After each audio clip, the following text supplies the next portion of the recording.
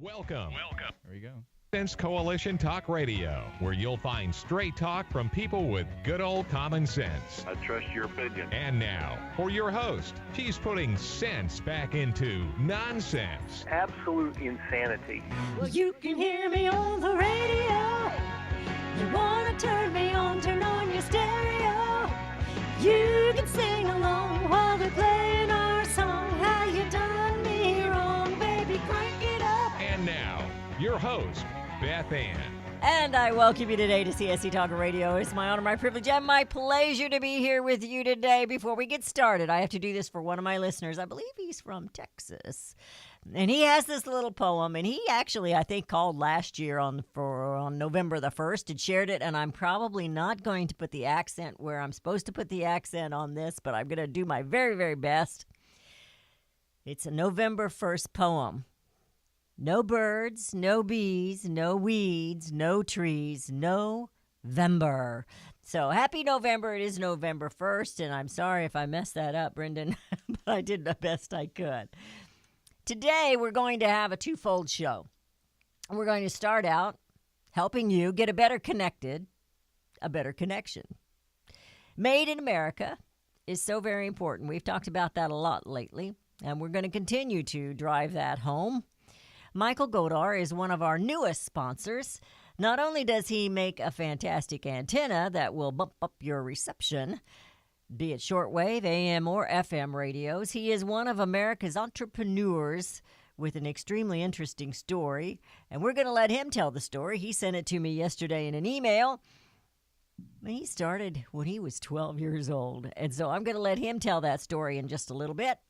But many of you have already reached out to him regarding the DXR 1000 whip antenna, and others have shown a lot of interest in the antique radios. When we look at the old stuff, it is fascinating. It's nostalgic. We reminisce about items we saw or used maybe at Grandma's house. You know, I have my grandmother's organ. It's an old pump organ. So I'm going to throw this out there since we're going to talk about nostalgia. And if anybody repairs old pump organs, let me know.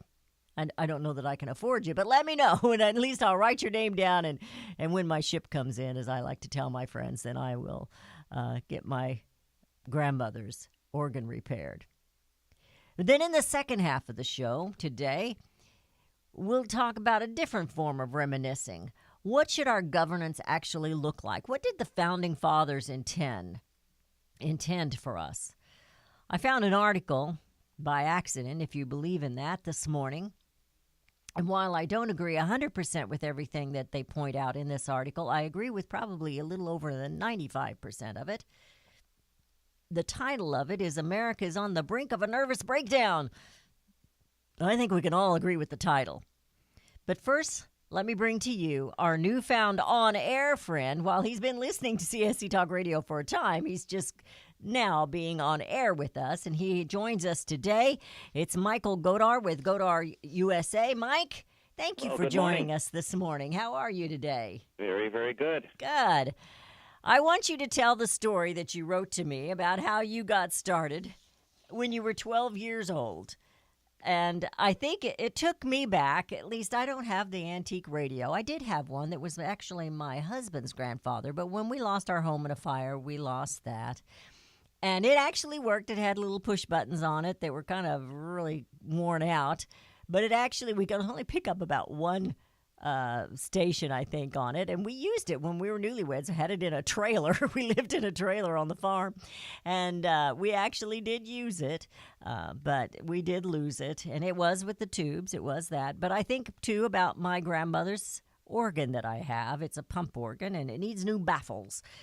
It still works, but you got to work awful hard to pump that sucker. So it's needing repair. But nostalgia and thinking back about those things. So your story, as you were telling me in the email, took me back, and I think it will. I think everybody likes to have a little nostalgia. So let's talk about that.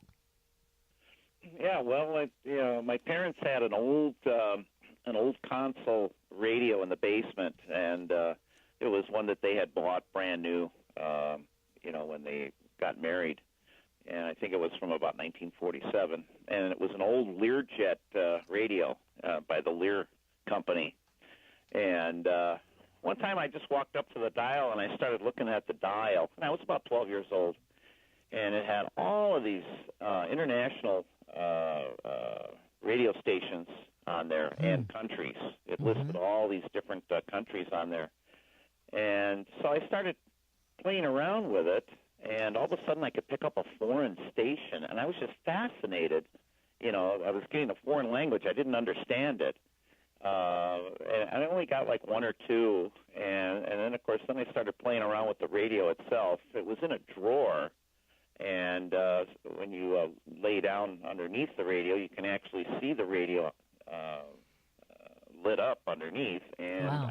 I saw the antenna in the back of the radio, and I remember touching it, you know, with my finger, and of course I didn't get a shock, but I noticed that the station got louder. So then I started playing around with a long wire, and I found out that the reception actually got better just by adding this wire. And so that was my first encounter with not only shortwave but antennas. But it's just funny that, 40-some years later, I got into the antenna development and the antenna business. Yeah, that's fascinating. And it's, you also mentioned in here, and I think we talked a little bit about this when you were on last time, that you started repairing TVs.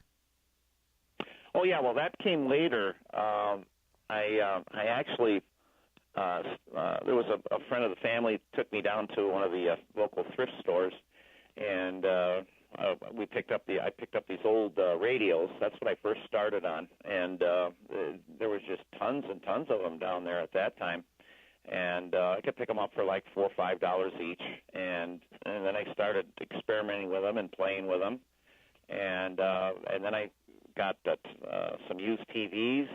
I actually had a little operation going, which I didn't mention in the email, but I ran a little advertisement in the local newspaper for TVs, radios wanted for a student, and I put in there free. I wanted them free.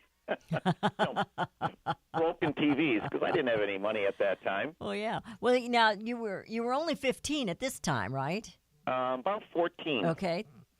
And then I, experimented with the television sets, and I didn't really know how to repair them. So then I went to the library, and they had all kinds of repair books, on how to, repair a TV, and it would show the picture of the problem, and then it had the solution. It would show you the circuit, and so that's how I learned to read a schematic and learn how to troubleshoot different problems on the TVs. And at about age 15, I was considered a television technician. I could actually repair, all different areas of the TV, and same thing with radios. And in fact, I even repaired some of our my teachers' television sets.